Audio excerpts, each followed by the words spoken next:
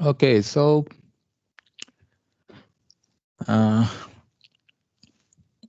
what we've been discussing is about a random variable.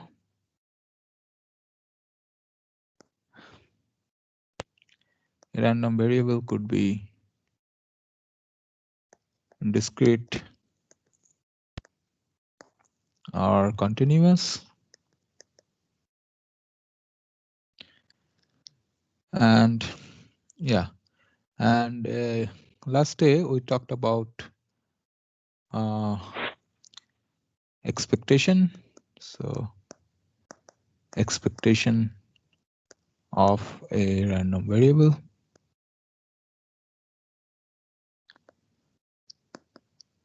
So which we denoted as E of X. And this was for the discrete case. Okay, so you know, so I'm not repeating this. And then we talked about expectation of some spatial function, spatial functions of a random variable. So in fact, we talked about moment. So we talked about the moments or kth moment. And I think we denoted it as mu k dashed. So this was expectation of x to the power k. So expectation in the sense, okay, we also discussed that, okay, expectation is like a generalized version of the average of some numbers. So here the numbers are nothing but the values, the data points, okay. So we talked about moments, and then we also talked about, so this is like the kth moment, and then we talked about moments about the mean. Okay, oh, by the way, mean we denoted it as, okay, so mean, the notation for mean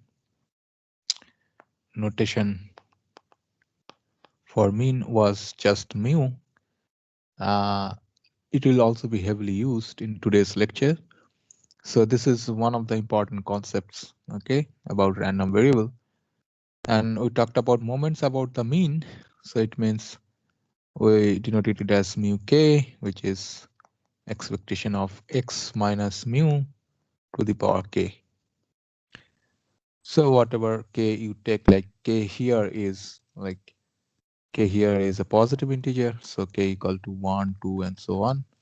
Here also k a positive integer 1, 2, 3, and so on.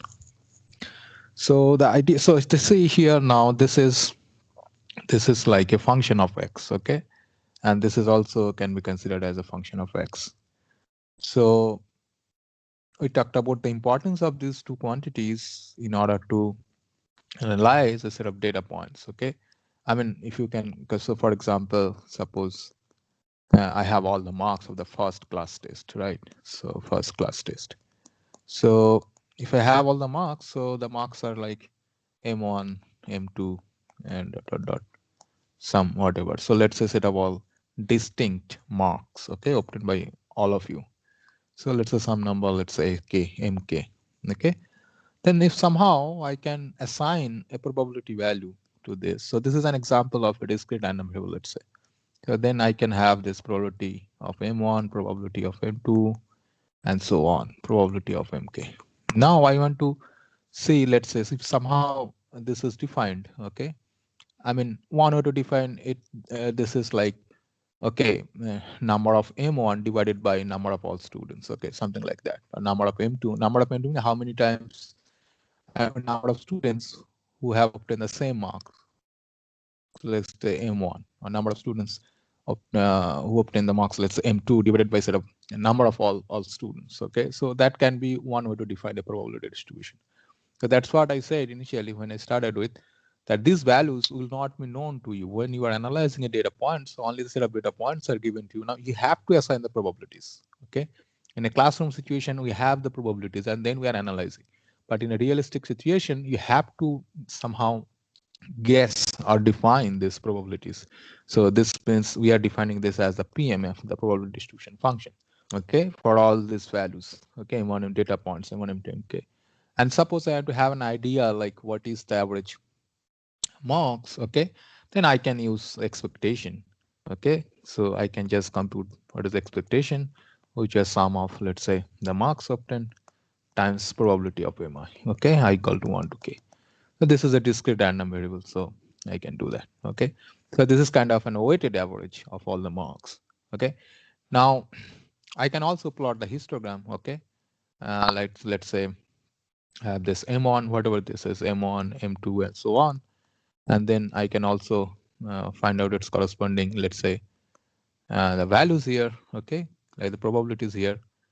Okay, this is, let's say, PM or PMI, and then I can draw a, let's say, a histogram. Okay, okay, so it is a bad drawing, let's say. Okay, and so on, and then we can try to see like how much spreaded this is. Okay, how much spreaded this is. So for that, we said, okay, we can consider the concept of variance, which we talked about sigma square, which is nothing but mu to dash. So the 200 रुपये यार 165 रुपये ऐसा म्हणे यार बाकी पैसा वापिस दे दिया.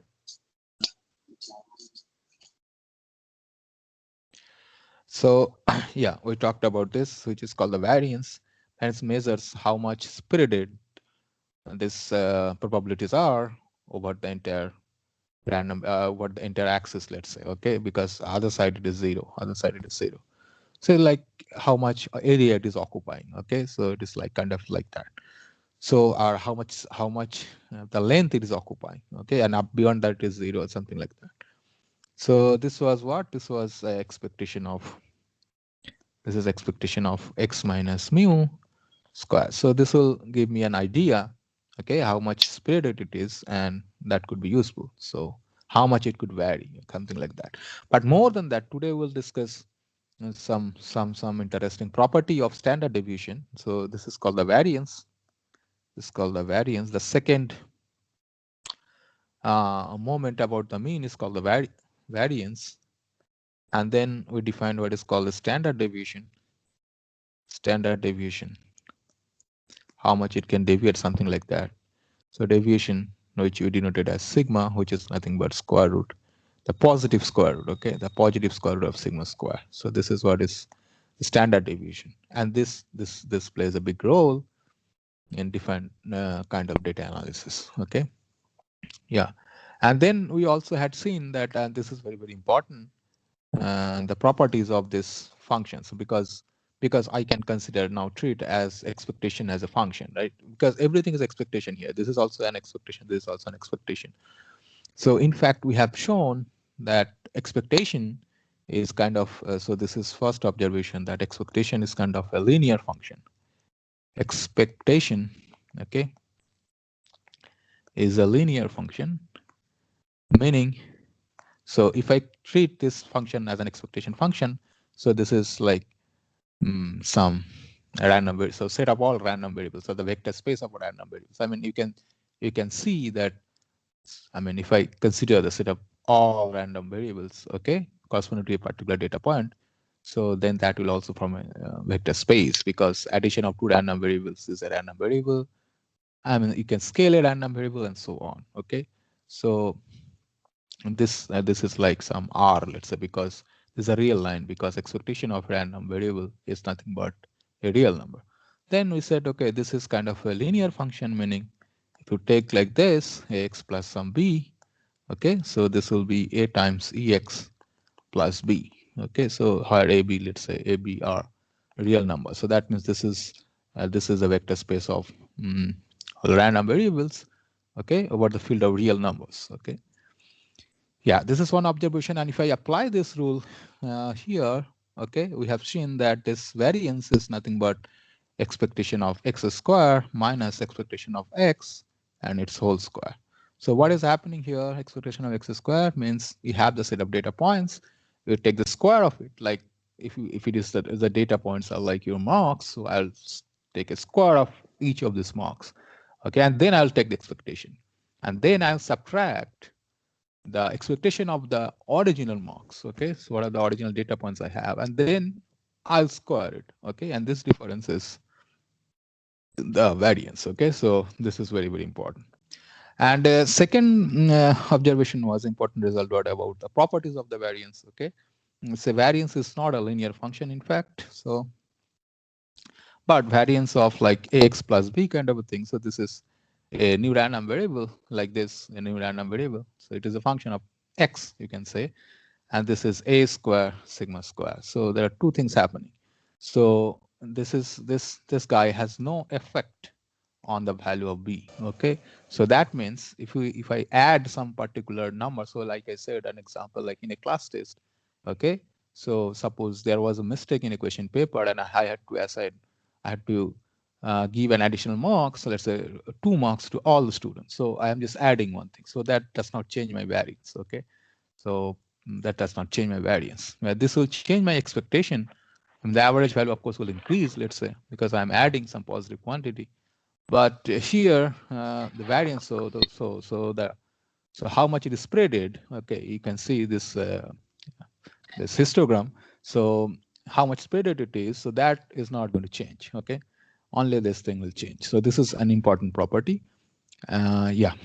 Now, today, first, what we'll do is, we'll talk about some okay, so we'll see the importance of standard deviation. Okay, so this is the first thing today we'll do. I mean, why standard deviation is a very, very important concept. In fact, this is a blueprint. I mean, what I'm going to talk to you, tell you this theorem, okay, which is known as Chebychev's theorem. So this is just to understand the importance of standard deviation. So this is Chebychev's theorem. Okay, Chebychev's theorem. So this is like a blueprint which will tell you.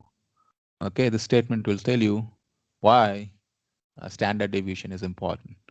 What is happening is, okay, so if I ask you the reverse question, the converse question. Okay, in mathematics, what happens is you always need to ask a converse. If you have a statement, you always should ask the converse. For example, if the data points are given to you, the probabilities are given to you, then I'm calculating, I'm analyzing the data. So I'm calculating the expectation, the variance, and moments, any moment, let's say, about the mean or all the moments, okay? But the question is, can I do the reverse? I mean, can I do a converse? Meaning, suppose I have a guess, okay, about the mean or about the variance. I do not know the probability values exactly, but somehow I have some idea. For example, when you do kind of a measurement, okay, if I say this is a thing, let's say it is a physical object which has length varies between let's say some inch to some, let's say from 5 inch to 7 inch, or let's say 5 feet to 7 feet, something like that. So I have an idea, okay, about the average value or about the variance also. Suppose I have an idea. Then the question is, can I say something about the probability of the events corresponding to that random variable? So that's the question here. So if I have a guess about the standard deviation or about the variance and the mean, let's say, so what can I say about probability of some events? Okay, so that is also a question which you should always ask, because sometimes it happens that you do not have a guess about the probability, the good guess, but you have a guess about the mean value or the variance. Okay, then how to gainfully use it to calculate probability of some events. Okay, so yeah, so Chebyshev theorem also answers to that question. Okay, so this declares, okay, what is the importance of standard deviation, and this is actually this actually gives you a proof that that what I was talking about, that a standard deviation of the variance measures, okay, the spreading, or how much spread a random variable is. Okay, and so this actually answers that. I mean, this actually certifies that. Okay, this theorem certifies that it actually measures the spread. Okay, so the statement of the theorem goes like this. So let's say let mu and sigma, okay, we denote mu and sigma as the mean and variance. So let mu and sigma be the mean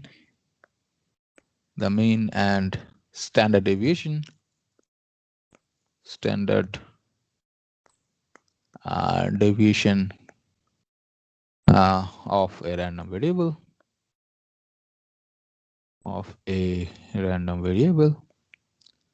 let's say x, okay, and suppose, let's say, suppose we have, you give me any number which is, let's say, positive, okay. Suppose k is a number. I'll tell you what is the role of k. So suppose k is any positive number you give me, okay. Then the Chebychev's theorem says then probability of mod of x minus mu less than k times sigma, okay, is bigger or equal to 1 minus 1 by k square. And of course, I'm assuming that sigma is not equal to 0, let's say. Okay. Otherwise, there is no role of k, I mean, in this thing. So here, what is it? So when I say we denote it like this, okay, probability of something, so that means this is an event. So what is that event? So if I draw the picture, let's say, if it's just the diagram, so suppose we have a function like this, okay, and let's say this is my mu somehow, okay, this is my mu, and then what is this thing? What is this? What is the event? The event is, say, the event is what? So x is lying between, okay, mu plus k sigma to mu minus k sigma, let's say. So here somewhere there is some mu plus k sigma, and this is, so mu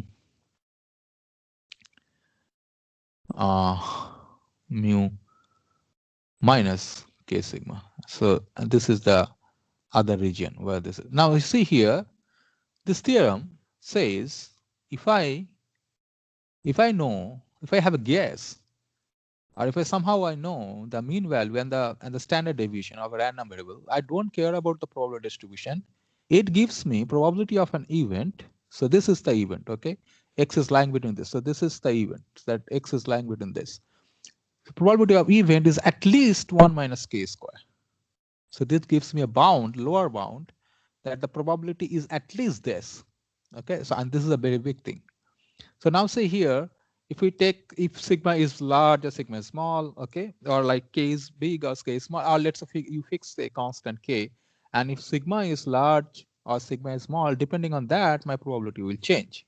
Okay, or depending on the value of k, this always gives me a bound, lower bound about the event. So here we are calculating the probability of an event without knowing anything about the probability distribution or about the probability mass function or about the probability density function. Okay, I don't need to know. Still, it gives me a bound. It gives me a lower bound that it is at least this.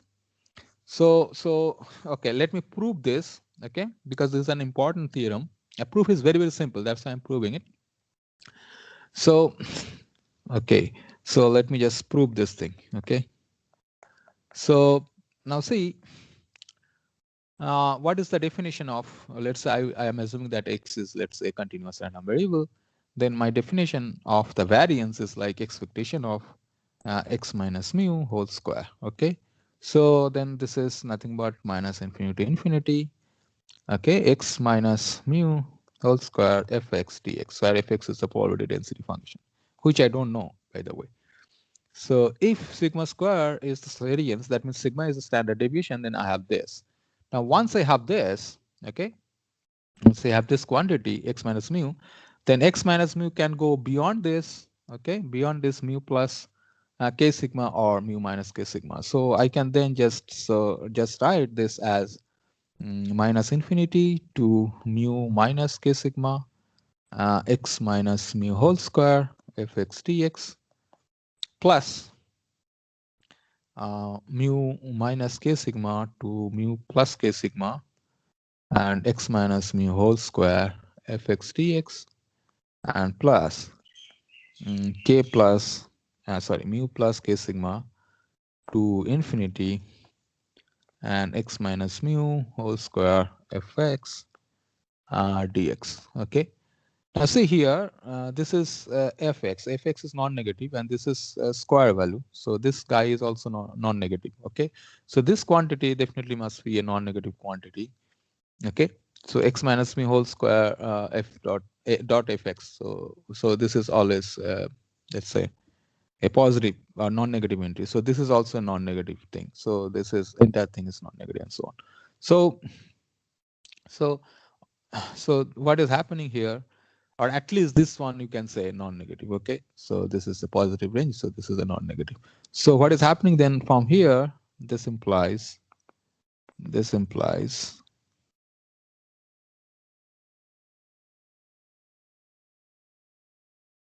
guys, can you see my screen?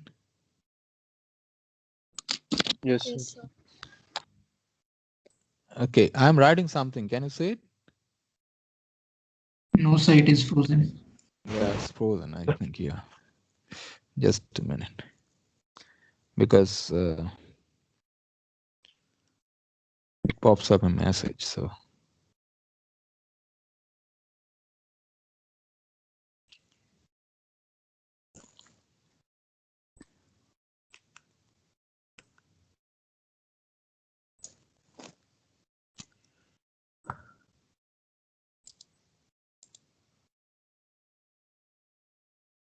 now I think you can see it, right? This implies sigma square, which is bigger equal to, I would say, minus infinity to mu minus k sigma x minus mu whole square. Excuse me, F. sir. Yes. Sir, is it necessary that mu minus k sigma will be positive? No, no, no. That is not. That need not be positive.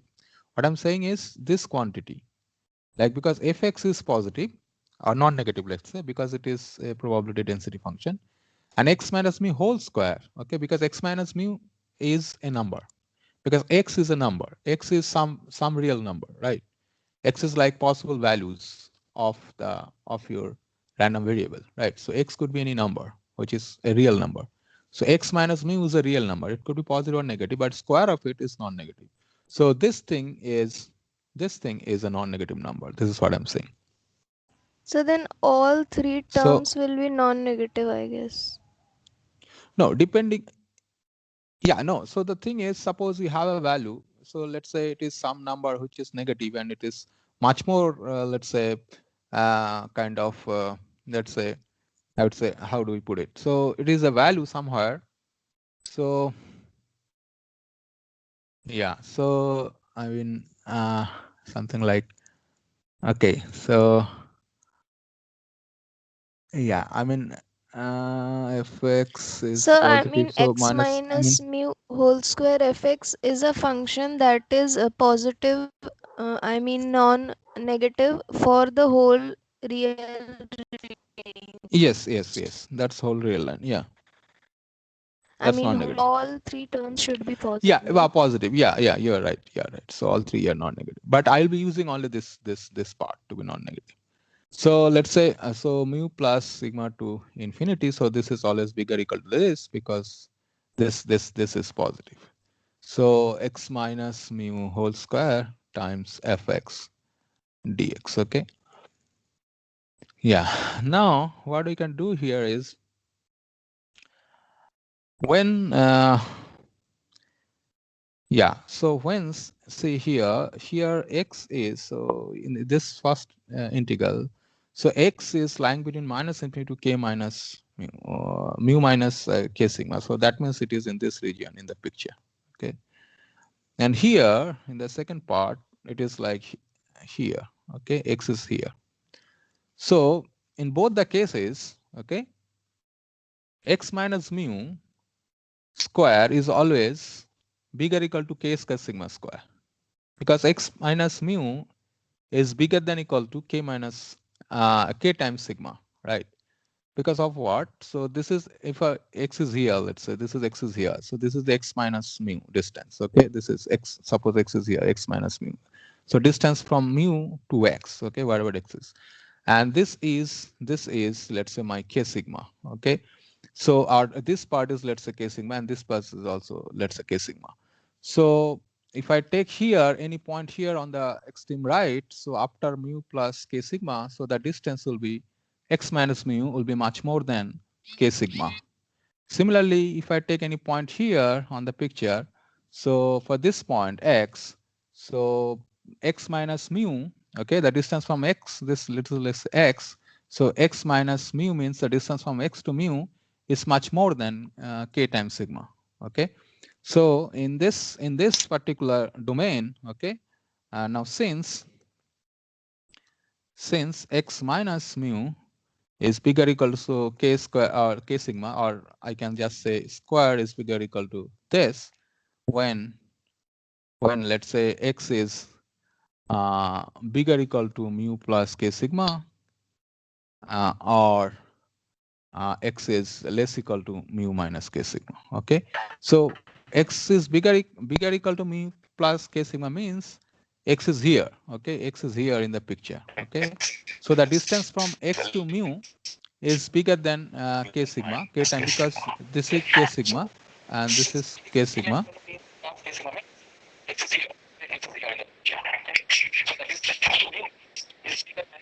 Okay, if somebody is saying something, but I cannot hear you actually. There is a lot of noise.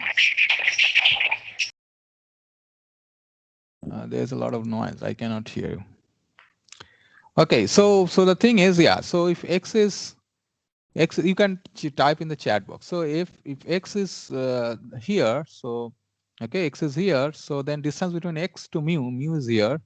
So it's more than k sigma. Okay, the distance from x to mu is more than k sigma because this part is only k sigma. Okay, this part is only k sigma. Similarly, if x is lying here, so distance from x to mu is also bigger than k sigma because only this part is k sigma. So in both the cases, I can say that x minus mu is bigger or equal to k sigma. So I can say x minus mu whole square is bigger to k sigma square. So now if I apply this in this expression, then what is happening? Then, okay, sigma square should be bigger or equal to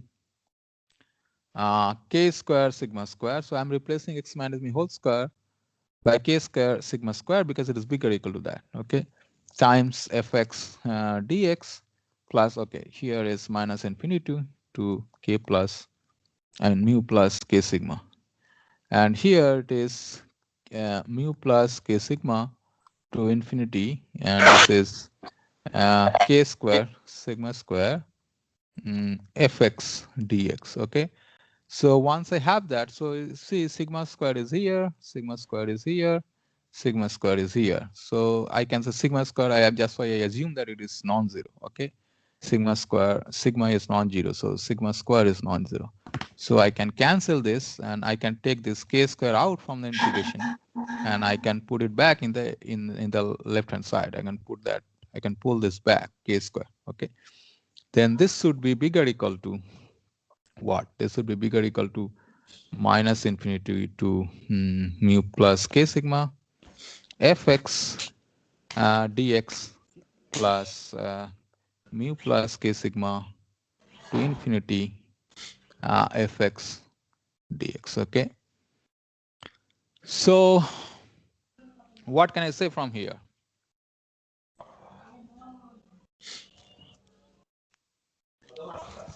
So what is the sum of these two integrals in this side? Sum of these two integral, what does it say? So the value, yeah, can anyone tell me? This is the probability. Yeah, so this is the area is the probability. I think about the probability, right? Here, because I'm assuming that f is a continuous random variable. This is the probability. The first part is the probability that x, capital X, will take the values from minus infinity to this. Because as just remember, okay, remember what is the definition of probability? Probability of a less equal to x less equal to b was equal to a to b fx dx, right? This was the definition of my probability of this event.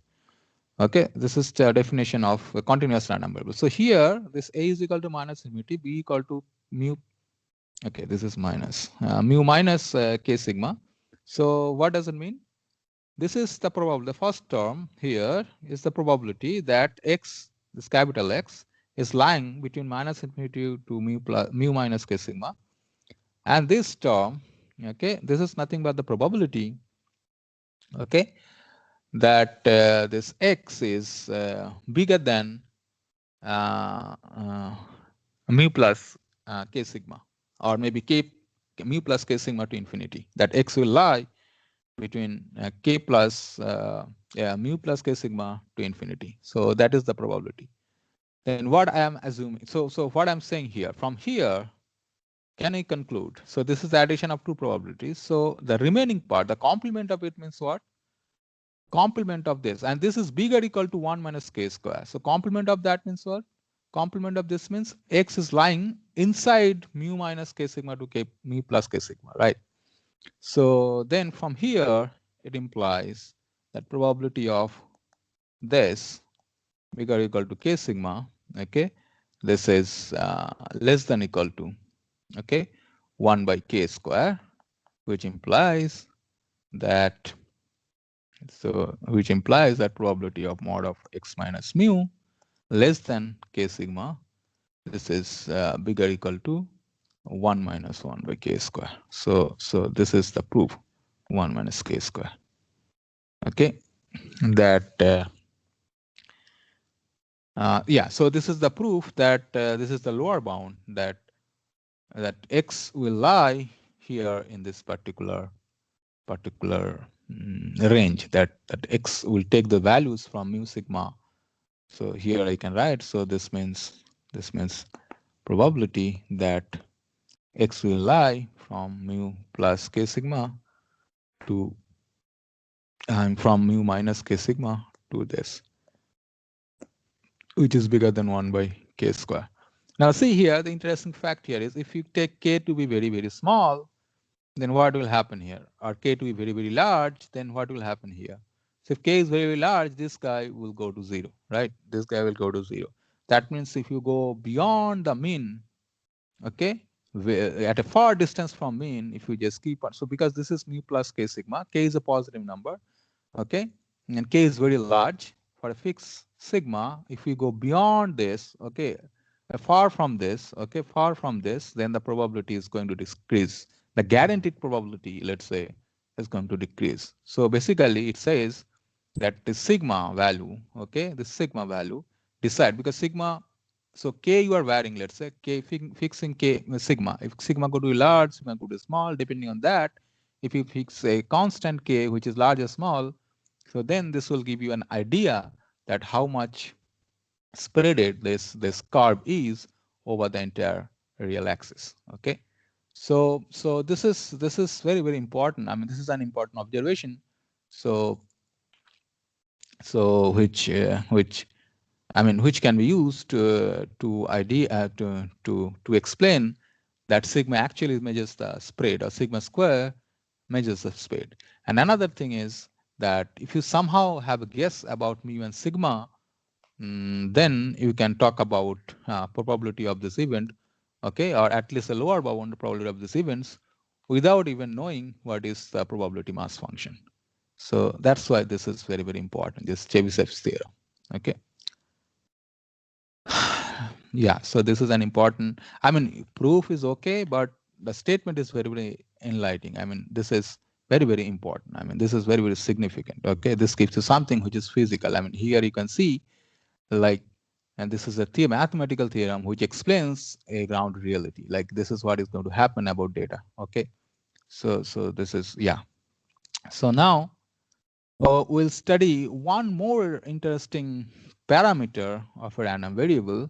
Okay, okay, so which is called moment generating function. Moment generating function. Generating function. Okay, from the name of it, you must have understood that it is something about generating moments. Okay, so how to generate a moment? So it is a function which can give you values of the moments. Okay, like moment means it is, I defined the kth moment, right? So the first moment, second moment, third moment, and so on, right? So this is kind of a function from which, okay, using which you can generate all the values of the moments. Okay, I mean everything, all the values of the moments, okay, all order moments, let's say, are brought together under a single function, under a single umbrella. Okay, so everything is brought together, writing just a single function. Okay, so we'll talk about that. So this is nothing but, this moment generic function is nothing but, again, expectation of some random function of the random variable. Okay, so let me define it. So let x be a random variable, x be a random variable, and then this is sometimes called MGF, moment generating function. Then the MGF of x is defined as, I mean, it is noted at m x then t. Okay, same subscript x then t, and this is expectation of another function which is e to the power tx, and t could be any real number.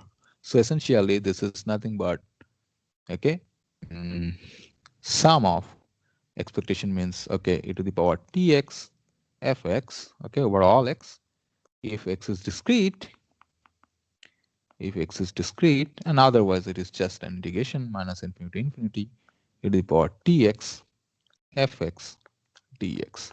So if x is continuous. Okay, so yeah, so what is happening is, suppose I have a set of data points and I want to analyze the data. Okay guys, just a minute. As was না মাছ তো আছে, কিছু লাগবে না, ঠিক আছে, আমি তোমাকে পরে বলবো, হ্যাঁ, okay. So yeah, so this is a very very important function. Okay, so what is happening here is, so you have the random variable x and then you take it to the power tx. Now if you want to compute all the moments, like first moment, second moment, third moment, you have to, every time, let's say, you have to somehow calculate expectation of x or x square, or x of x to the power 3, x to the power 4, and you have to keep on doing that. Okay, now here is a function. Okay, if somehow you can calculate this function, from this function all the moments can be generated. Okay, so this is the idea here. Okay, so now what is this, by the way? Okay, so the question is, how can I get all the values of the moments from this function? Okay, so let us discuss that. Okay, so how do I get it? Now just remember, what is t to the power e to the power tx? Okay, what is this e to the power tx? Yeah, now it is writing e to the power tx. What is this e to the power tx? So we know that e to the power tx, math 1, that is a nice function, and it has a series expansion, right? E to the power tx. So e to the power tx is nothing but 1 plus tx plus t square x square by factorial 2 plus t cube x cube by factorial 3, and so on. So it is like 2 to the power k, x to the power k, factorial k, so on. Okay. Now let's say for the case of discrete, whether discrete random variable, okay, let me do a little bit of calculation. So if x is discrete, what is happening? What is the moment generating function? F xt is nothing but sum over all x. E to the power tx means this series 1 plus tx plus dot dot dot, okay, plus 2 to the power k, x to the power k by factorial k times fx. Okay, now assuming that this is a very nice thing, so I can multiply this entry wise. So this is sum over all x and fx plus sum over, I can take the t out, so t times x of x, okay, plus t square factorial 2 sum over x square of x plus dot dot dot t to the power k sum over x to the power k, or I can take also factorial k out, x to the power k of x, and so on. But what are these? What are these? So this is nothing but What is this?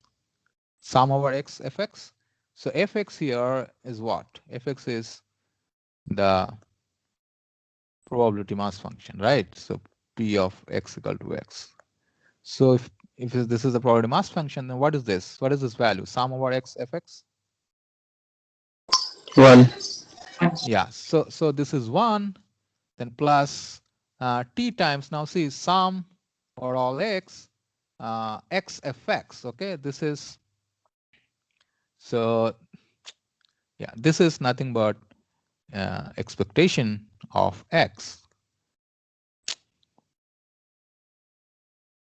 Okay, guys, I think again I have to just stop presenting, then I'll again start presenting. Okay, the screen is frozen again.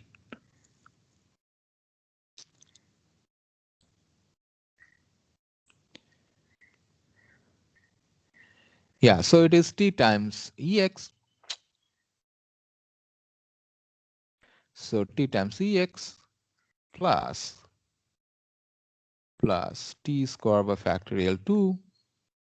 What is that? Sum x square mu x fx means what?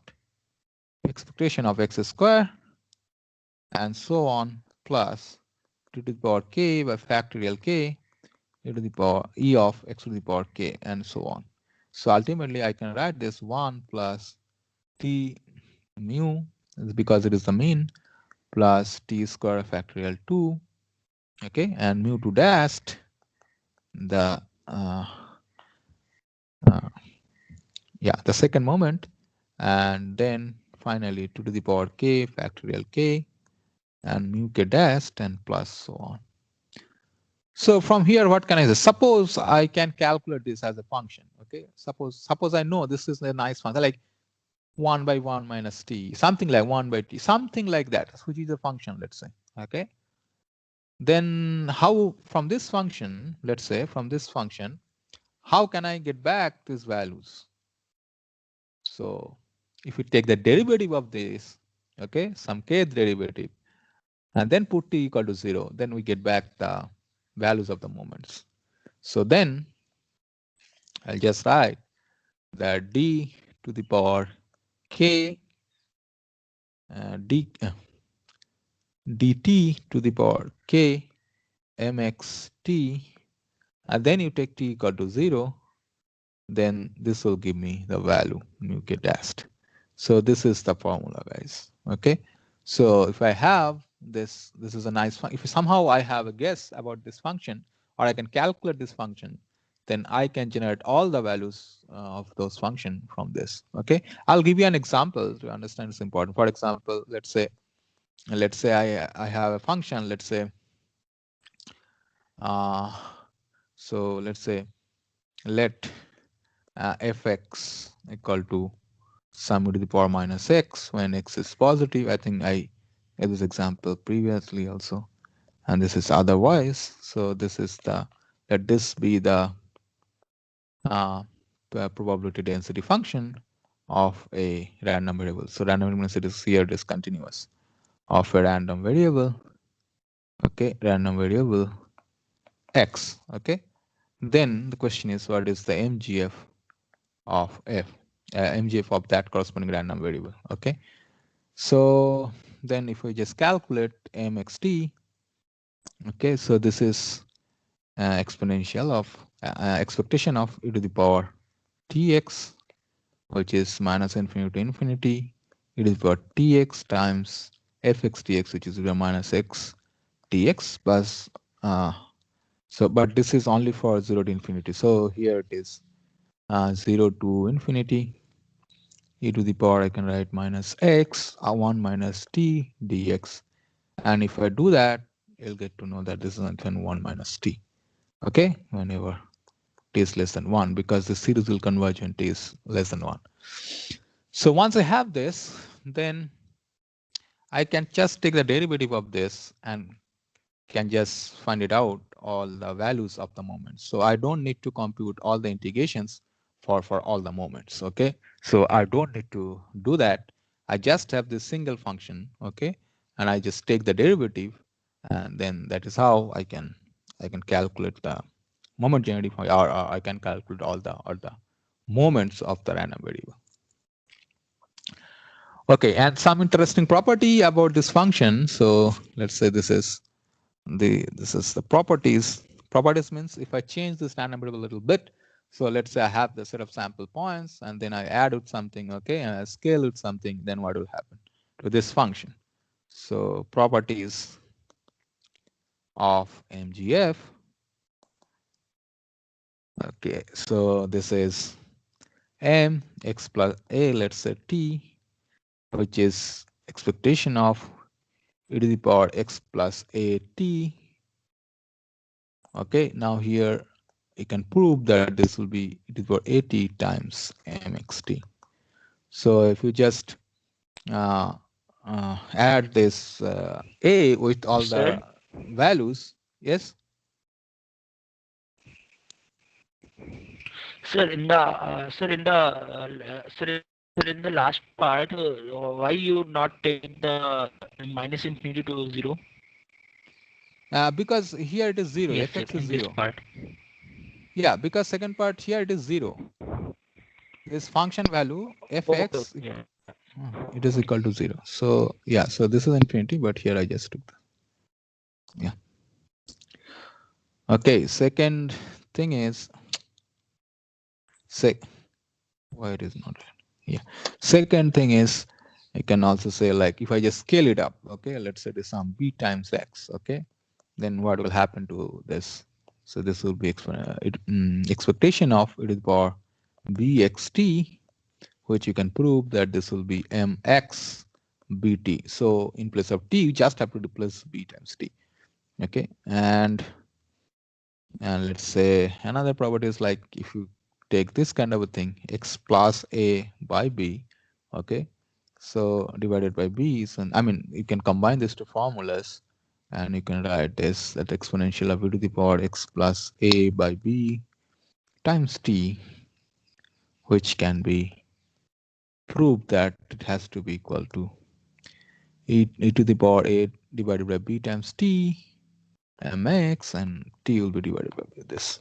So I mean, these are just the formulas which you can prove, because sometimes maybe we need to compute homogeneous function of a function of a random variable, and this function of a random variable says scaling. Okay, this is like a scaling, or it is like adding something, or maybe it is adding and scaling together. Okay, so then we can also find out the corresponding MGF. Okay, so here this moment generating function is important in a sense that if you somehow calculate the moment, I mean, calculating moment generating function, because calculating this integrations and this series, okay, this could be this could be a hard work. Somebody's microphone is on. Yeah, so this could sometimes, I mean, for different kinds of random variables, for different kind of PDF or okay, Bernoulli distribution function, this could be a hard thing to do. Okay, so that's why I'm saying that, I mean, we'll see some examples where it is very difficult to find monogeneity function. Okay, maybe not today, but maybe tomorrow or next week. Okay, we'll see that for some even some standard random variable. Standard means which occurs in, let's say, in real life in different situations. Okay, so those for those random variables also it is a very difficult question. I mean, it's a very difficult job to calculate a compact expression of this momogenic function. But the usefulness of this is if somehow one can calculate this, then one can derive all the values of the moments. Okay, for example, expectation does not give me a good insight about the data. Then what can I do?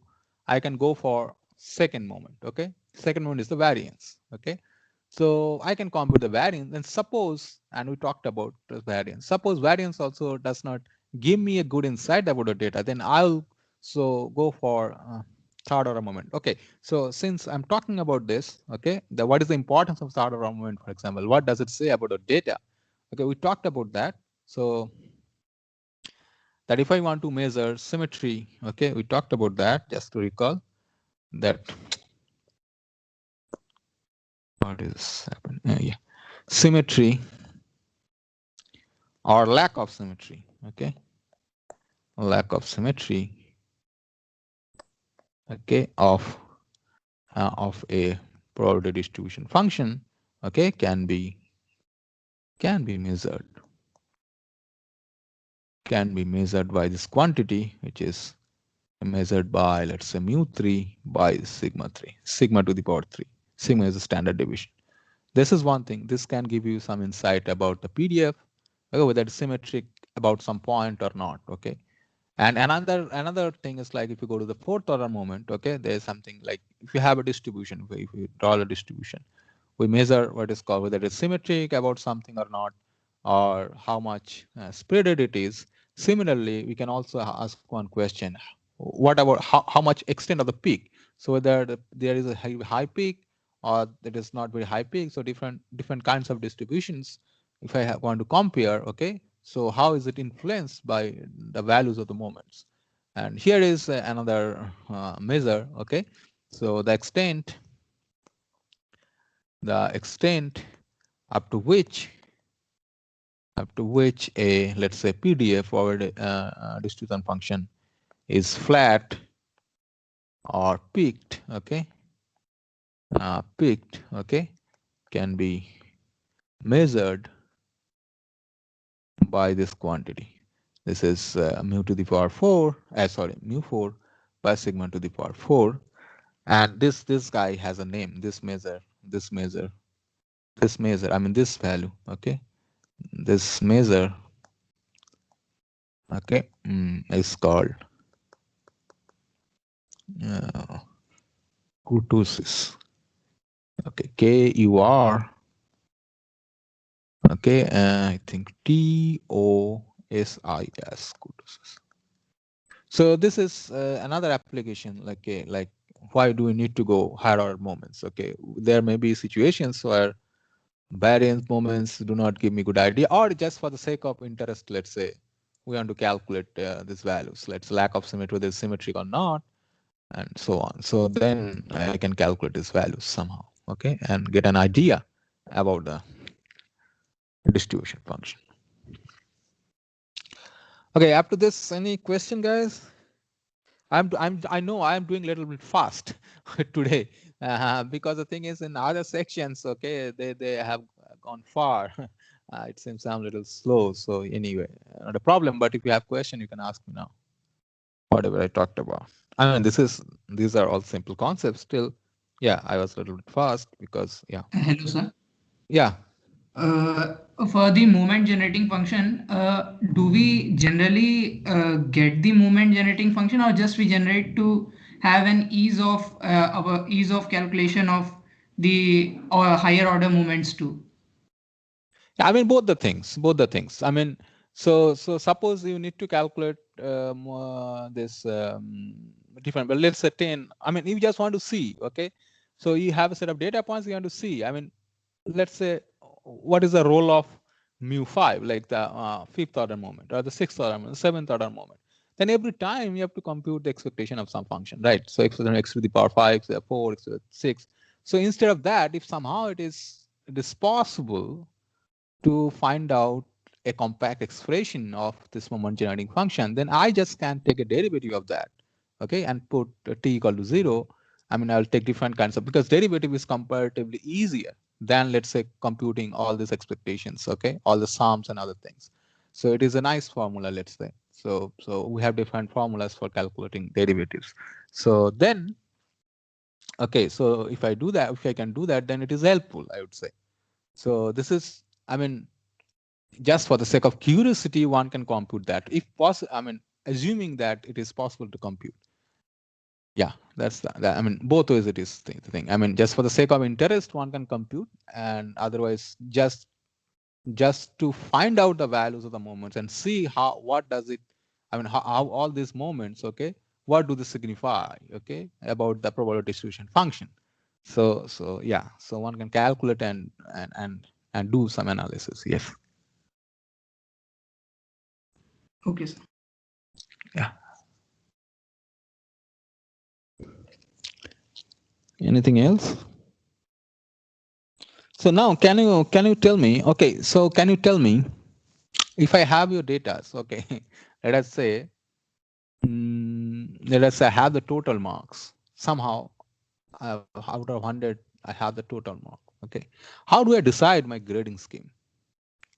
What measure should I use? Whatever measure I discussed, what measure should I use in order to calculate the grading? Let's say I'm not using the standard grading system, but I want to use my relative or not relative grading system is again a, I mean, I would say, for informally speaking, this is not a good idea. Okay, but I want an innovative idea to create a new grading system.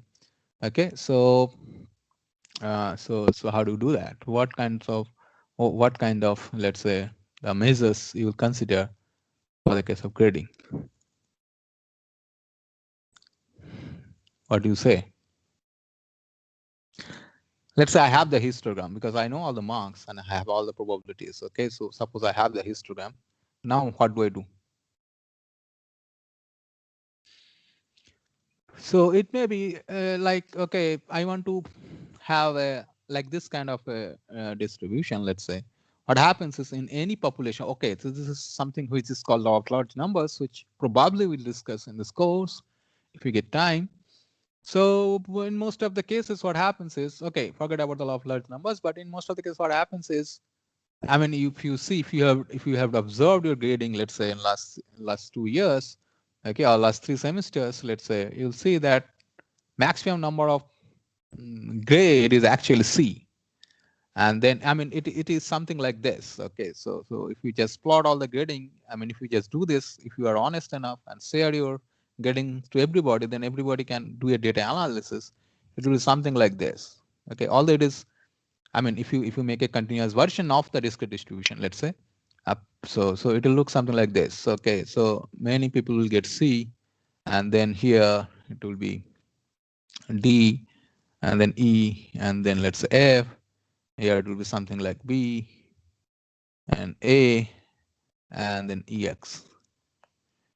So any idea how to let's say, so initially our, let us assume that initially our probability distribution function, okay, of all the marks, okay, that is not like this, okay, but after grading somehow you have to decide a grading policy. After that, if we redistribute, I mean, if I redefine my probability distribution, so some scaling, something, doing something with the marks such that it will give me this kind of a distribution, which is desired, means there are only few students who have done really good, okay, and there are only few students who have done really bad, and most of the other students are in between. Okay, I mean, I can always say this with confidence that grading does not judge anything about your merit. Okay, this is just a system. That's why it is working. I mean, this system works, or let's say it is followed. Not only I mean, not works, but it is followed. That's why everybody is following this. But this I would say this may not be a good idea to judge the capabilities or merit of a student. Grading is not a good criteria. Okay, but anyway, suppose it is a criteria, then the question will be why this, or why should it have to be like this, or why should I do this? I mean, why not something else? Why most of the students are not EX, or why most of the students are not A or B? What is the idea, or how to fit the data, how to do a grading scheme such that my original distribution, even if it was not like symmetric, but it will be close to symmetric, let's say. Okay, how to do that? So here is the question. This is just to ponder. I mean, you can think about it, that how to decide a grading system, how to decide grading once or when the total marks are known. Okay, guys. So there is another exam, I think, in February. I think the end of February. Okay. So yeah. So yeah. So if you get time, you may think about this question. Okay. What should be a better way, okay, of judging performance of students? Okay. That could be a nice problem to think about. Okay. Now, so we have defined from starting what did we discuss. initially we started talking about probability of events corresponding to a random experiment. Then we said, okay, we don't care about sample space much because sample points could be really, really complex. So I don't want to do that. So I want to have numbers which can represent those sample points. And that's why we defined what is called a random variable. And then we said, okay, random variable could be of two types, discrete and continuous. And then the question will be how to derive properties about a random variable, which can finally give me a way to compute probability of events corresponding to the random variable, okay, or corresponding to that experiment which is defined by the random variable. Now, and these are the measures like expectation, mean, and so on. Now we'll talk about some spatial random variables or spatial probability distributions, okay, which are very, very standard. Okay, standard means in a lot of occasions in real life, you may encounter with this kind of a situation which can be explained by some standard random variables. Okay, so now we'll start talking about standard in that sense, like frequently it occurs in data analysis, let's say. Okay, but anyway, so data analysis is hard compared to this compared to these distributions, but in many occasions this kind of distributions will occur. Okay, in many kinds of real situations. So we'll see some examples also. So this is what is called standard probability density functions, okay, or standard random variables. Yeah, somebody's microphone is on.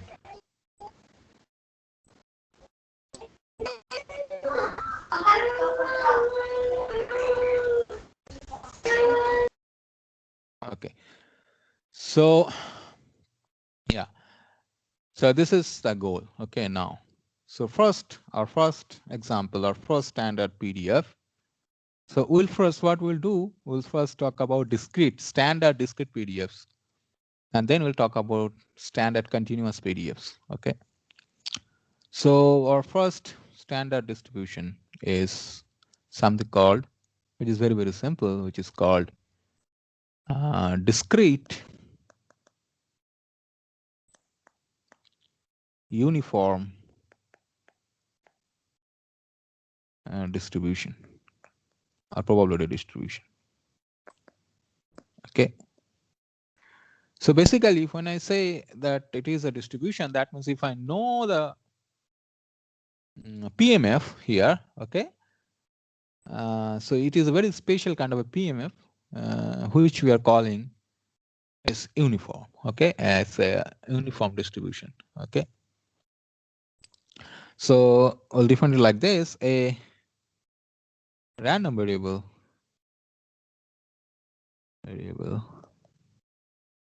x, okay, is said to have discrete, or let's say discrete uniform distribution if all the outcomes are equally likely. I mean, it may follows from the name, it is uniform. Okay, so if the PMF is given by f of x equal to x, right? Or just you can write fx. So p of x equal to x. Okay, I just write fx. So this is 1 by k. Okay, for all x equal to, let's say, x on. So all the values of the random variables. Okay, so yeah. So this is like all outcomes. I mean, if all outcome, I mean, every outcome represent a distinct real number, let's say. So this is all distinct, let's say, all distinct values. So this is like equally likely situation. Okay, uniform probability it is happening. Okay, so distinct meaning xi not equal to xj if I is not equal to j. Yeah, so then it is called a discrete uniform distribution. But before going to that, so So this, say here, I took this to be a finite set. Because for infinite, okay, for countable infinite sample space or number of distinct points here, this is not a PDF. This is not a probability mass function.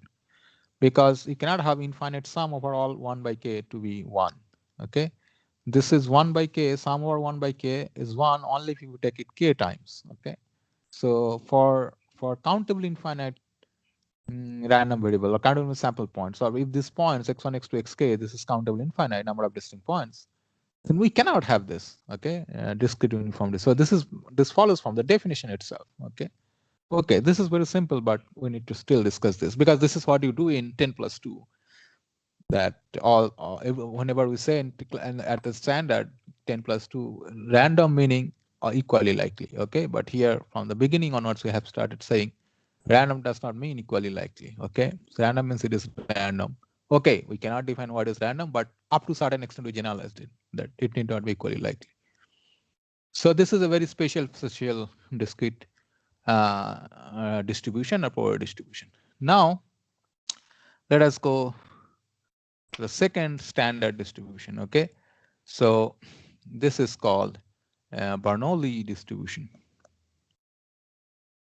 Bernoulli distribution.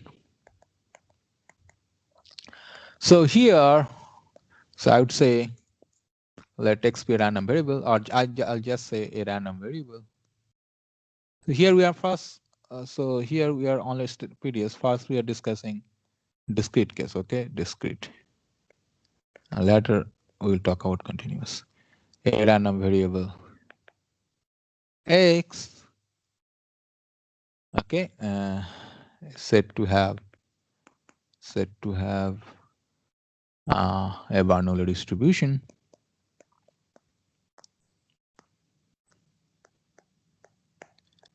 If the PMF is given by is this. Okay, so sorry, not P but Fx. Fx is P to the power x 1 minus P to the power x. And here x can take only two values. X is either 0 or 1. So this is a very, very special kind of a distribution, which means you can have only two types of outcomes. Okay, two types of outcomes means some of the outcomes will take the value 0 and some of the outcomes will take the value 1. Or you can just say that you have two well distinguished sample points. Okay, like black and white, orange and apple, like that. Head and tail or head. That's kind of a situation. But there is a p associated with it. So it has another x. So p here is a number from 0 to 1. Okay, and x could be either 0 or 1. That's how it is defined. Basically, it says that this fx, that probability of x equal to 0 is p. Say here x could be 0 or 1. So if you put x equal to 0, it is 1 minus p. Okay, x equal to 0, it is 1 minus p. And probability of x equal to 1 is p. So if I explain now, 1, the value 1 means, let's say I have an experiment. Okay, so there are two possible outcomes. One is head and one is tail. And for head, I denote it by Sir?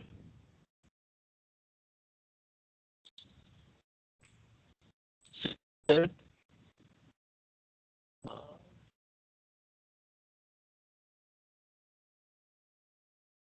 Sir,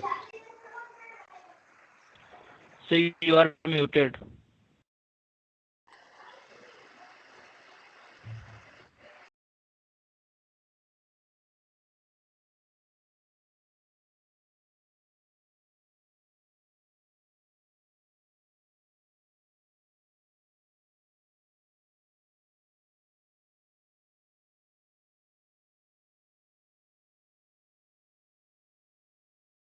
Hello guys, can you hear me now? yes, sir. Okay, somehow. Okay, somehow. I don't know what is. Oh, it is recording. Still it is recording. Oh, I see. Somehow it stopped. I don't know. My iPad somehow it stopped. Okay, just a minute. I'll again share the screen.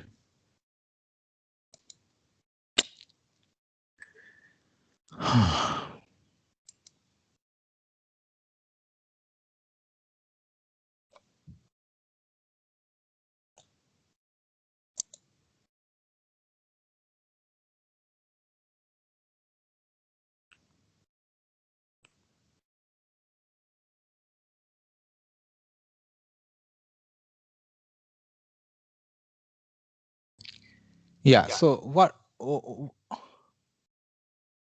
Yeah. Can you hear me now? Yes, sir. Okay. Okay. Okay. Okay. Thank you. So Sir, yeah. sir, sir, if we Yeah. put x equal to 0, then f0 equal to 1, like p की power 0 1 minus p 0. Just a minute. I'm getting some echo. I don't know what is happening. Just a minute, guys. Yeah. Please go ahead. Now, what did you say? Sir, if we put x equal to 0, then f of 0 equal to 1. Yes, sir. I think that should be p to x and 1 Oh, minus sorry, p to sorry, 1 sorry, minus. sorry. Yeah, 1 minus, sorry, sorry. Well, this is 1 minus px. Okay, this is 1 minus px. Yeah. It's not, I mean, it's not x and both are x because in that case I just said p times 1 minus p to the power x. Yeah, it is p to the power x times 1 minus p to the 1 minus x. Now it makes sense, right? So x equal to 0 is 1 minus p and power x equal to 1 is equal to p. So what is happening here is, I mean, what kind of a random variable or what kind of an experiment, okay, realize I'm getting an echo. Just a minute. Oh, okay. I got it. Why I'm getting it. Yeah. So, I mean, what I'm writing here. Okay, this is x f x. Yeah. So let's say an experiment, which is like tossing a coin. Okay, tossing a coin. So that can realize this kind of a distribution. Why? Because let's say one denotes the tail, one denotes the head. And if the coin, okay, if I toss that coin and this head occurs with probability p, then also probability x equal to 1 is equal to p and probability x equal to 0 means probability that the tail will occur is 1 minus p. Okay, so this random variable can be realized, okay, by a simple experiment like tossing a coin. Or maybe I can say, I mean, in different situations, this kind of things can appear, this kind of a distribution can appear, okay? So, or I say like, what is the probability that somebody, I mean, suppose, okay, suppose somebody will recover from a disease like corona, let's say, okay? So it will recover, the probability of recovering it's, let's say, some p, not recovering, let's say, 1 minus p, okay? So any kind of a situation, any kind of an experiment where I would say there are only two kinds of possibilities, and success, let's say, success is, let's say, denoted by 1 and failure, let's say, it's denoted by 0, then this kind of a distribution, okay, can be helpful. Like I'll give you a real example, okay? I mean, another example, all the examples are real, but another example which you can work out, okay? I mean, just to see, now remember, I asked you a question. And the question was, long back, I think, actually, question is, what is the probability that you will have a friendship with a friend or one of your batchmates, classmates who is doing this course, okay, out of 5 years? So what will be the probability? So that, okay, so let me redraw this, whatever I had drawn. So let's say these are all the students in this class, okay, and some of these people are already student to each other, so okay, are friends to each other. So it's like that, okay. Let's say it is a connected. I mean, it may be disconnected, but assume that is connected because the high chance that, okay, I can reach to a student from any other students just by asking his friends, okay, his or her friends, okay. I mean, I can reach from here to here, anywhere. I mean, I can reach, okay. I can communicate from here to here, let's say. Just I will ask this guy to talk, say something to this one, then this one, then this one, then this one. So I can reach somehow. So it is not, there is no isolated vertex, or there is no isolated group of people. Now, if I ask you that you pick any pair of nodes and do a toss, okay, take a coin, okay, and do a toss. And if head appears, you make a friend. And if tail appears, you don't. Okay. So this could be a probabilistic model, okay, to generate in random a model which can say something about how people make friends. So I can define a math. So in fact, this is the first model of a random graph or a random network, okay, or let's say people are talking about social network nowadays, and there are a lot of research is going on social networks. So, and this is the first model, which is known as Eddowes-Renai model. So there was a mathematician called Eddowes, or a computer scientist called Eddowes. So he first proposed this model, and this model is also physical. I mean, you can consider in different physical situations where, for example, I mean, to give you an example, let's say I have a brick here, okay, just a brick here. What I'm drawing, I don't know. So if you have brick here, okay, and so you put some water, pour some water on this, okay. Now see the brick, even if it is a solid, so there are a lot of holes inside it, okay. If you put some water on this, the water will flow through this other side, okay. Once it gets wet, then the water will flow inside this brick, okay, and ultimately it reach to an end.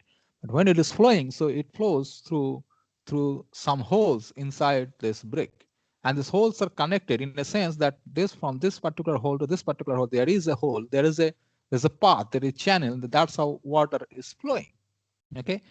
Then let's say all the possibilities from this to that, or this to this, okay, all these nodes. So you can always consider a network, and you can say this is a kind of a percolation. So something is percolating through this brick.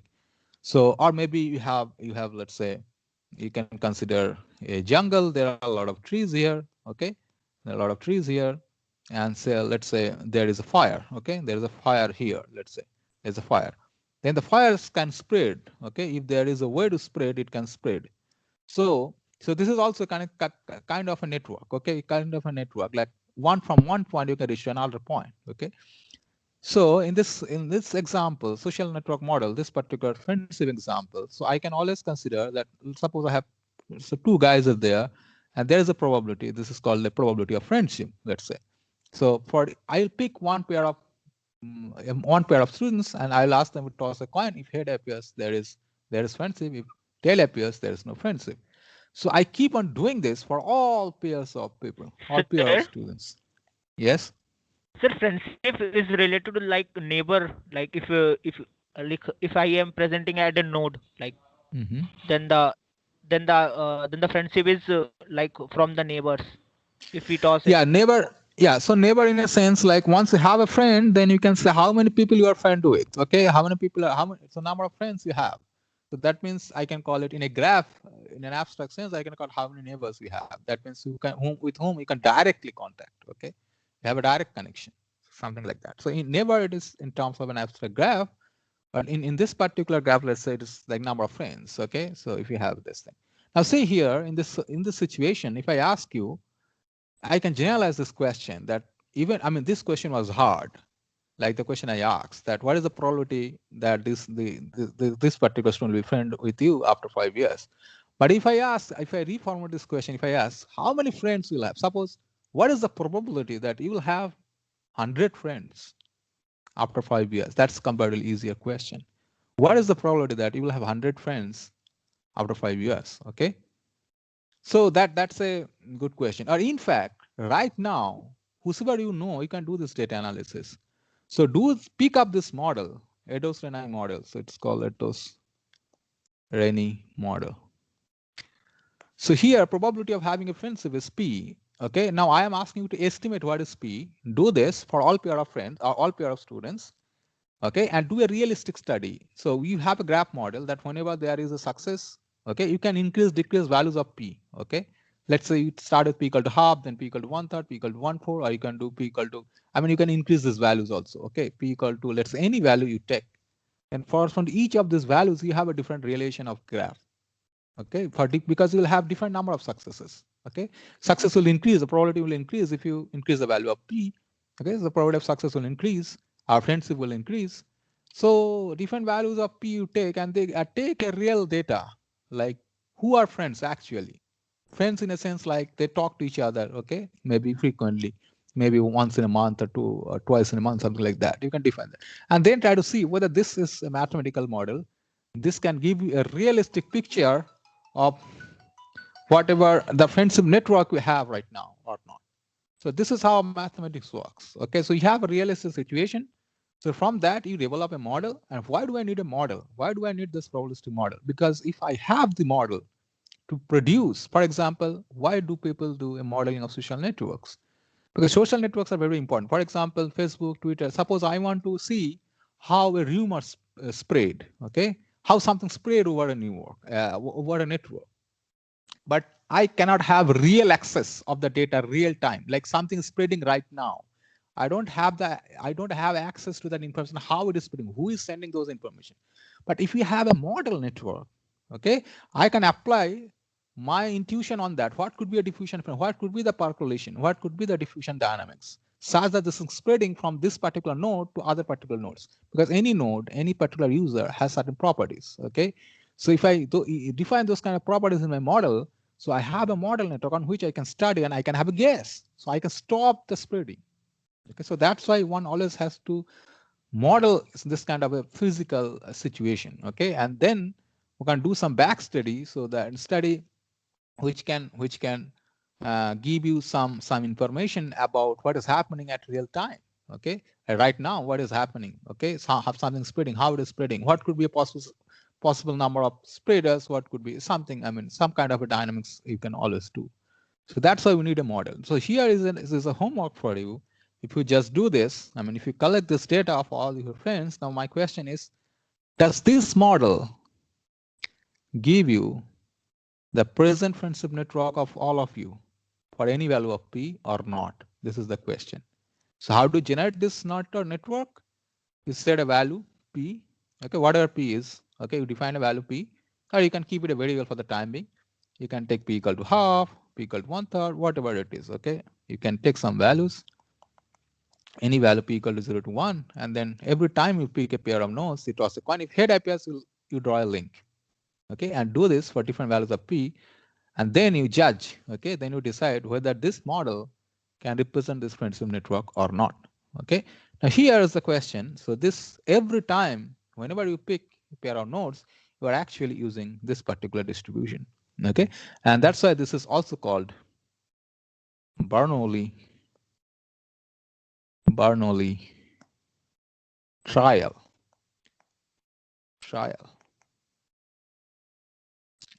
Now I'll talk. So whatever example I gave, okay, I gave actually an enlarged version, a generalized version of the Bernoulli distribution. So it is only one trial. When you are picking a pair of nodes, only one time you are doing the trial. But when you are picking more than one number of pairs of nodes, then you are repeating this trial. Okay, then the concept of repetition of the trials is coming in the picture. Okay, and all these trials, when you're repeating this for different pairs of nodes, they're all independent.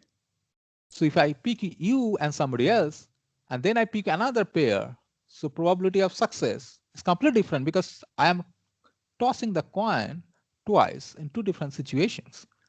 So then I have to talk about independent Bernoulli trials. And this is what is called binomial distribution. Okay. So my third example of probability distribution is the binomial distribution. So a random variable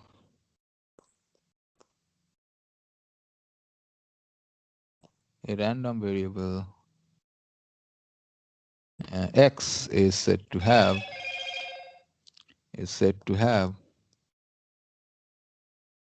binomial distribution. I mean, I'll tell you why it's called binomial, by the way. Binomial distribution if the PMF, okay, if fx is like this, ncx p to the power x 1 minus p to the power 1 minus x. See, now this is the same as the Bernoulli trial. Okay, this is the same thing. And x could take the values 0 to up to n, because this n is important here. Because I did not define what n is. What I'm saying here now, you can take any value of n, then x will be from 0 to n. So this is, see, if I just declare this, that this is my PMF, okay, you can check the properties like these are all non-negative values and sum of fx, okay, sum of fx over all x, so x equal to from 0 to n should be equal to 1. You can check and you can verify that this will be a meaningful probability mass function. Then my job is done.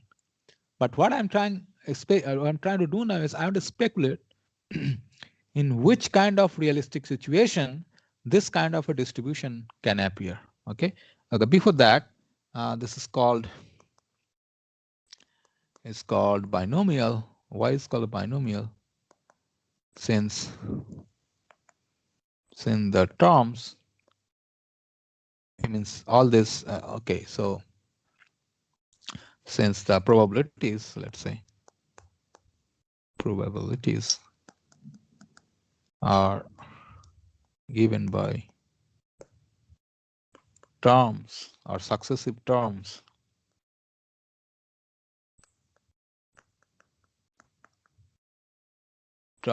of the binomial expression,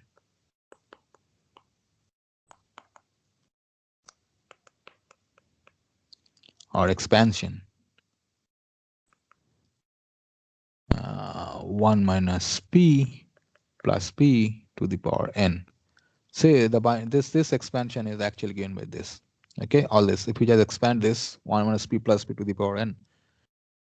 Okay, so this is actually given by this. So that is why the sum is equal to fx. Sum is equal to 1. Okay, because if we just sum it up over all x, so this will give you 1. Because because the sum is nothing but 1 to the power n, which is 1. Okay, so now what is the realistic situation where this kind of a thing occurred? So see here, so this was a distribution for the Bernoulli trial. Now what I'm saying is now we have independent Bernoulli trial. Let's say we are tossing the coin n times. Now this is the probability of success. What is the probability that there is no success? There is 1 time success, there is 2 times success, there is 3 times success, there is 4 times success, or there is n times success. So that means if I pick you, if I ask you in the social network formulation, what is the probability that you have 5 friends, 2 friends? That means 5 number of successes of each of these independent trials, independent Bernoulli trials, because for each pair of nodes, so let's say your roll number is the first, and I'm pairing you with the second roll number, I'm pairing you with the third, pairing you with the fourth, pairing you with the fifth, and so on. And for each of this pairing is independent. So this is an independent experiment of the same coin. Same coin means the probability of success is fixed, which is P. So then if I do that, then if I ask you, then in the model, once you generate the model, what is the probability that you have 5 successes, 6 successes, 10 successes? Okay. So this is given by this. Okay. So this is the probability of success, p to the power x1 minus p to the power minus x, and x times. Okay. What is the probability of success? X number of success, let's say, in a trial, in n Bernoulli independent trials. Okay. In n Bernoulli trials. So x, so this means basically this can be said as x successes or x number of successes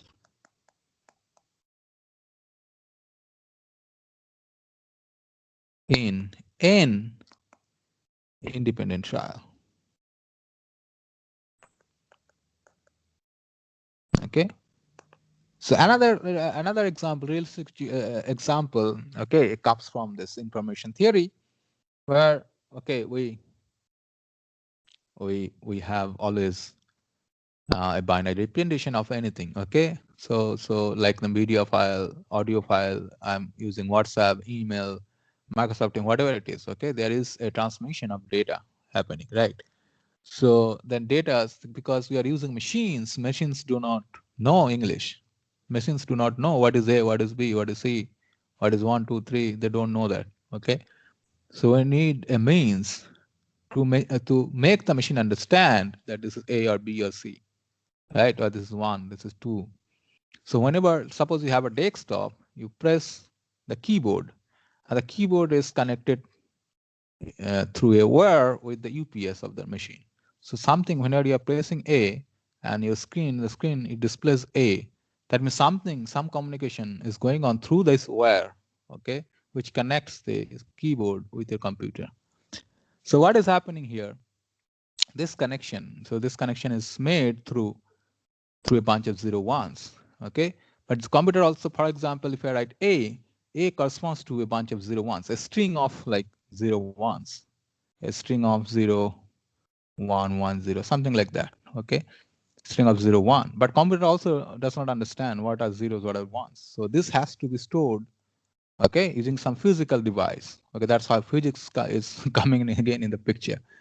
For example, you can take a transistor, and if you can measure the voltage, if the voltage is low, it may represent 0 in the computer. Okay, if it is 1 in the computer, computer will assume that it is 1. So if you, in a chip or in an integrated circuit, if you put a lot of these transistors, okay, one by one, then that will give me a bunch of zeros and ones. Okay, so here in the same kind of a situation, or maybe you can assume like the switchboard. Right now you're in your home, in your house, in a room. You can just look at the switchboard. So in the some of the switches are on, some of the switches are off. So the on and off can also be considered as 0 and 1. Okay, so 1 means let's say it is on, 0 means it's off. Then the question is, what is the probability that some of the switches, let's say 4 switches are on, 3 switches. So what if I ask you the question, okay, what is the number of switches which is on, okay, during a summer, okay, during noontime or in the evening time, okay, what is the probability? Can you say what is the probability? So this kind of a question, like there are, so maybe let's say you can also assume that one switch is independent of the other switch. Okay, suppose there are two fans in your room, okay, so and both are working or not working, okay, so one depends on the other one, but I'm not talking about this kind of situation. I'm saying that all are independent. Okay, I will also talk about dependent Bernoulli trials or dependency, like kind of a particular trial, but that we'll do it later on. But here it is repeating a Bernoulli trial, but all these trials are independent. Then we have this binomial expansion, okay? Binomial distribution.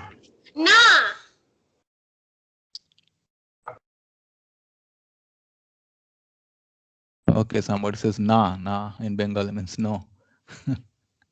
Anyway, so yeah, so now, so once we have this random variable, this kind of a distribution, so in the exam, so there will be questions like this. So a particular experiment will be described to you in the question, and then you have to identify what is the probability distribution it's talking about. Okay, so if you have this kind of a situation where you can find, just reading it, you can find out like, okay, is it talking about some number of independent Bernoulli trials, where the question is about the number of success. Okay, and this is the distribution you have to use. Okay, and if I have this kind of a distribution, then what is the value of the expectation and what is the value of the variance? Okay, then okay, the mean or expectation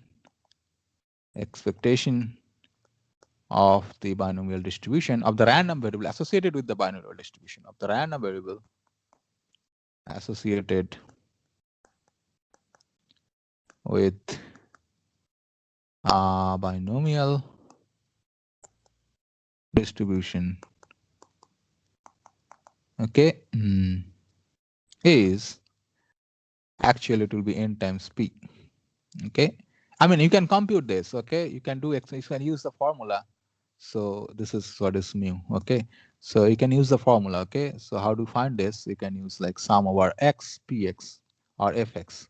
So you can write that. So sum over x equal to 0 to x equal to 0 to n x, and then here ncx and so on, p to the power x, 1 minus p to the power 1 minus x, and so on. So you can compute and prove that this is the thing.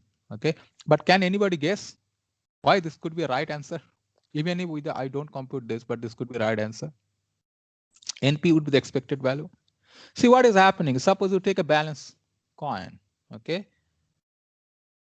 So probability of getting head is half, probability of getting tail is half. So the value of P is half. And suppose you toss this 100 times. Then what is the expected value? How many number of successes? It is n times P. That means 100 times half, which is 50. Because this is what is supposed to be the expected value. So this possibly is correct.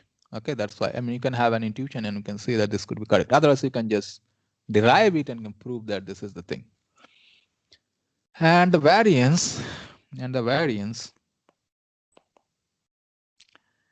is given by sigma, I mean, divided by sigma square. It will be n times P, 1 by P. And does anybody have any guess what it could be?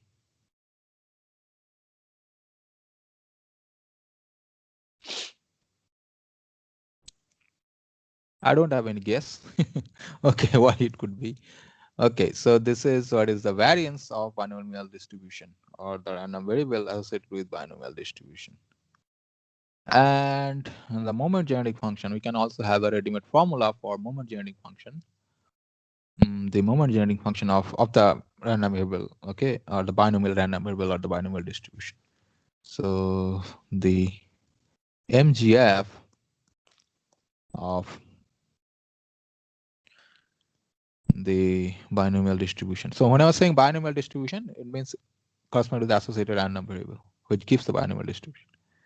So binomial distribution is mxt, which will be, I think, 1 plus p to the power t minus 1 to the power n. So again, one can prove that this will be just this. So I'm not doing it because we don't have that much time to do it. But if you're interested, you can do that. Okay. Okay, so this is about binomial distributions, and this kind of a distribution can be realized in different. I am not doing any problem, by the way, right now, because I mean, whatever the examples, I mean, there will be problems in the assignment. You can just find it out. So a problem is what? I can give you a problem and you have to identify that it is the binomial, which when my question was something like how many number of successes. I mean, success means whatever it is in the question. Okay, you must have two different situations. One can be described as failure, another can be described as success. Then the question will be either the number of success. What is the probability that this will be the number of success or this is the number of failure? Yeah. Now, another question is, so when I am doing this tossing of a coin, okay, sometimes I'm interested about the number of trial on which some case success occurs. Meaning, let's say,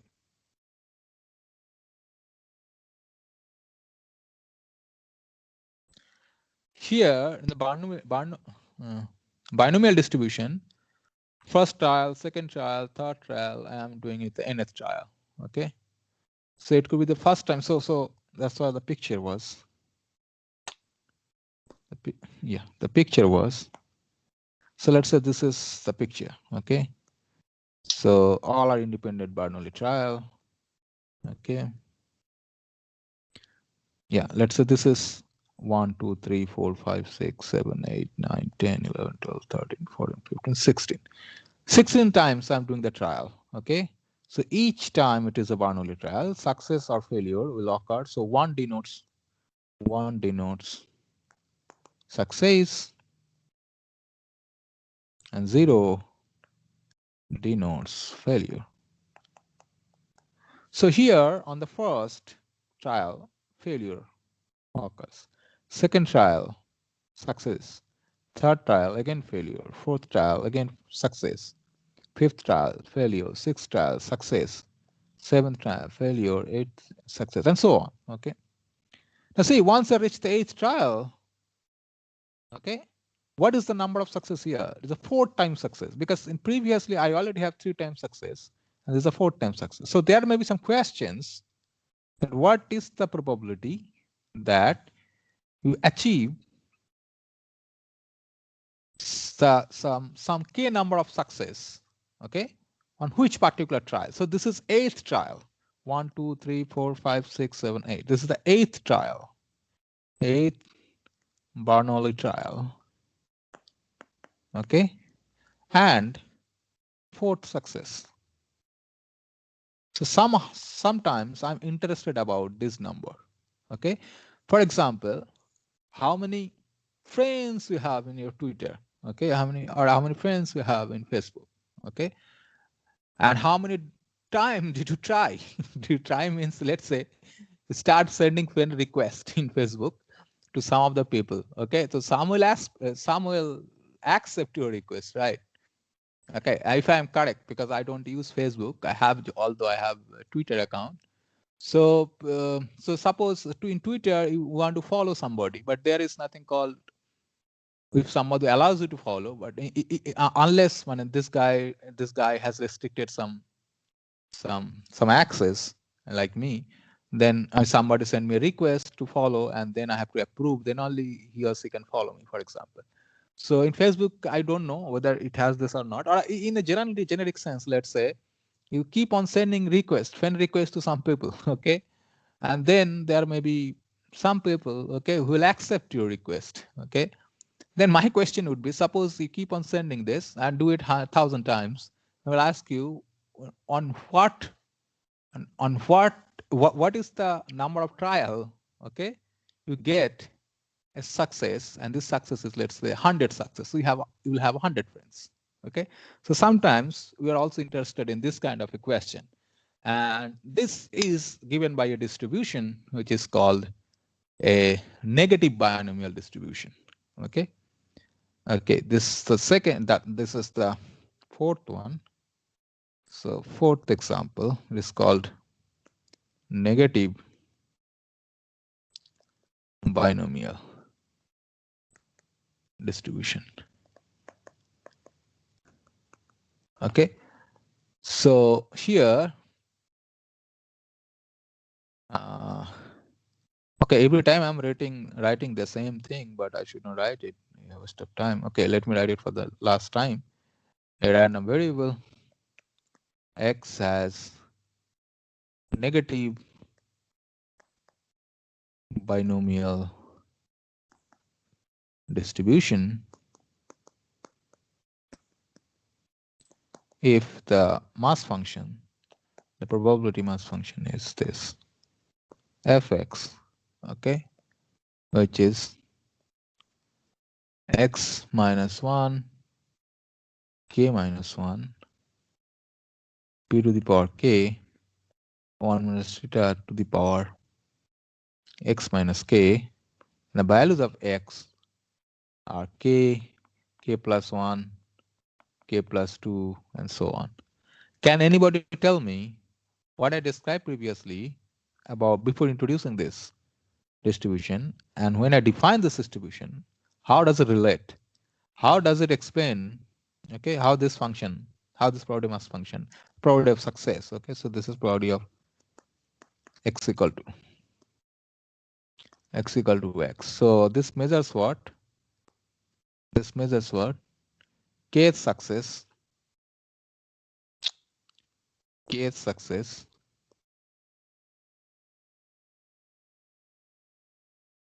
is to occur. So this is the probability, okay? The probability of kth success to occur, okay, on the xth trial.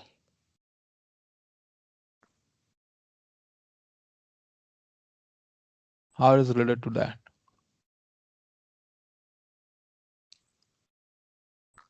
Okay, here you have two, sorry, this is P. So there are two parameters, which is K, the parameters. See, every time I'm using some parameter here, okay, like here I had N and P. In Bernoulli trial I had just P. Binomial I had N and P. Here I have K parameters. K and P, right? These are the two parameters.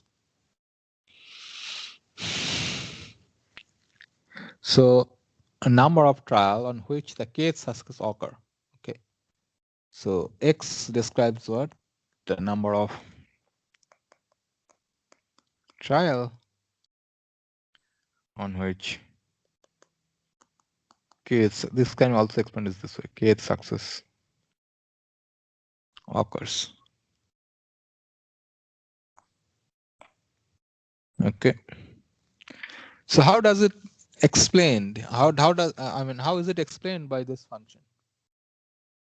So in the previous binomial distribution, we were having n number of trials that were happening. Here just we have replaced with x because at the x trial we are assuming that we are having a success.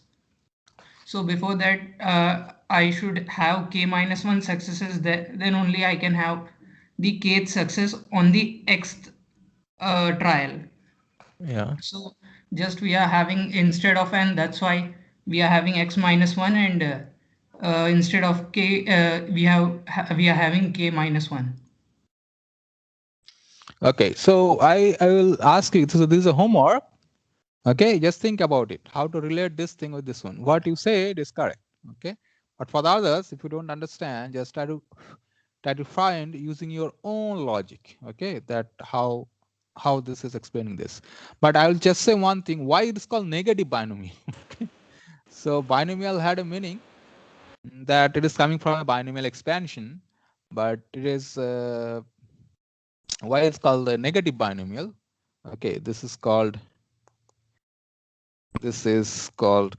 does anybody have any idea how it, see, this is kind also of like a binomial expansion. Only difference is x minus k, k minus k, right? So k minus 1. So why is it called? Any clue? This is called negative. So this is interesting. Negative binomial. Because if you just look at, so the hint is look at this, the expansion, the binomial expansion of this term, 1 by p minus 1 minus p by p. So this will also, so this is also a probability mass function, that this is bigger equal to 0, sum of this equal to 1. It follows from here, but to the power minus k. That's why, so you just take this expansion, 1 by p minus 1 minus p by p to the power minus k. So you see then this terms of this. So successive terms of this expansion. Okay. Okay. Are the other, I should have written the reverse. Okay. Of this expansion are the probabilities, something like that. Probabilities. So that's why it is called negative. Okay, this is very interesting. Negative because it is to the power minus k. Okay. Yeah. So the homework is here. So homework is. So the homework is this. Okay. So why? Explain why this function, okay, represent this phenomena or this phenomena. That's the homework. Yeah, I think we should stop here. We already cost the time. If you have any other question, you can ask, and if you have no question, you can please leave. I'll stop the recording.